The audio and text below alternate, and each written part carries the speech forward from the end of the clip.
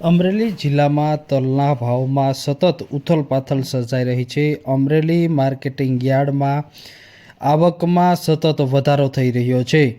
જણસની આવકમાં પણ સતત વધારો થઈ રહ્યો છે। માર્કેટિંગ યાર્ડમાં કાળા તલ છેલ્લા 6 દિવસમાં 6000ને પાર પહોંચ્યા હતા, જ્યારે એક દિવસની અંદર કાળા તલના ભાવમાં 1200થી 1300 રૂપિયા સુધીનો ઘટાડો નોંધાયો છે।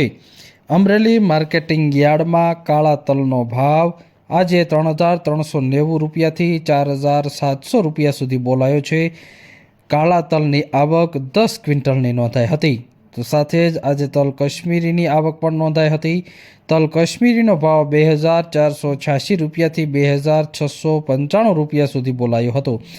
શીંગ મઠડીનો ભાવ આજે 955 રૂપિયાથી 1150 રૂપિયા સુધી બોલાયો હતો। શીંગ ગિરનારનો ભાવ 1108 રૂપિયા સુધી બોલાયો હતો।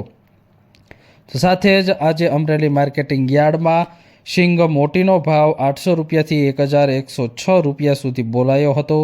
શીંગ દાણા ફાડાનો ભાવ 870 રૂપિયાથી 1156 રૂપિયા સુધી બોલાયો હતો। માર્કેટિંગ યાર્ડમાં શીંગ મઠડીની 674 ક્વિન્ટલની આવક નોંધાઈ હતી, તો શીંગ મોટીની 374 ક્વિન્ટલની આવક નોંધાઈ હતી। માર્કેટિંગ યાર્ડમાં શીંગ ગિરનારની 10 ક્વિન્ટલની આવક નોંધાઈ હતી।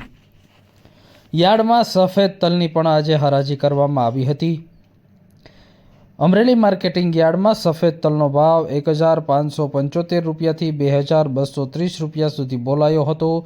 જુવારનો ભાવ 470 રૂપિયાથી 980 રૂપિયા નોંધાયો હતો। ઘઉં ટુકડાનો ભાવ 500 રૂપિયાથી 653 રૂપિયા સુધી નોંધાયો હતો। તો આજે કપાસનો ભાવ 900 રૂપિયાથી 1489 રૂપિયા સુધી બોલાયો હતો। માર્કેટિંગ યાર્ડ અમરેલીમાં આજે કપાસની 730 ક્વિન્ટલની આવક નોંધાઈ હતી।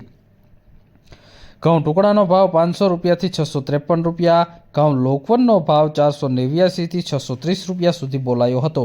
તો ચણાનો ભાવ 930 રૂપિયાથી 1140 રૂપિયા સુધી બોલાયો હતો। માર્કેટિંગ યાર્ડની અંદર આજે ચણાની 30 ક્વિન્ટલની આવક નોંધાઈ હતી। યાર્ડમાં ચણાના ભાવમાં પણ સામાન્ય ઘટાડો નોંધાયો હતો।